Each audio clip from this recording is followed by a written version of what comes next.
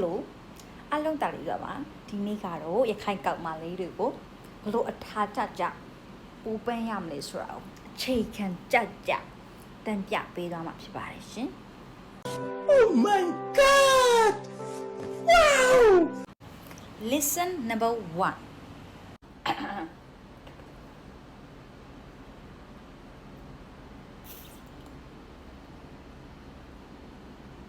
Hello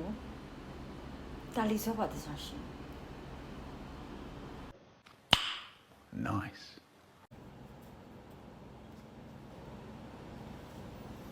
စားလေတခုထီမပါကြတယ်ညောညော Shut up!